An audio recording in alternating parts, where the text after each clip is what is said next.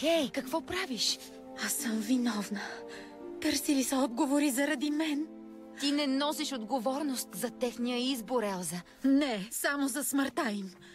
Спри! Не! Елена попита, защо духовете са дарили Арендел с вълшебна кралица?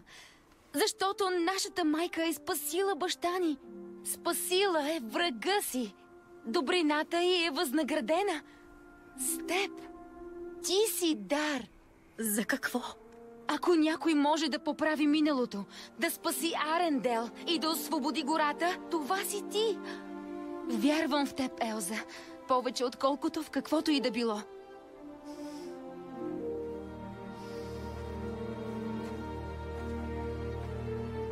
Меденара каза, че има пети дух. Мост между магията на природата и нас. А пети дух? И той ме вика от Татохалан. Отговорите за миналото са там. Отиваме при Атохалан. Не ние. Аз.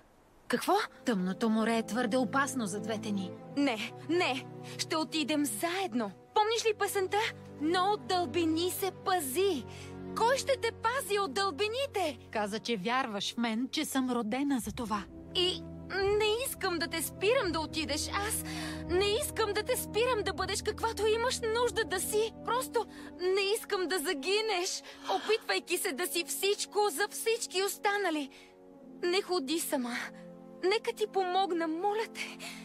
Не искам да те загубя. И аз не искам да те загубя, Анна. Ела. Чакай, какво? Какво правиш?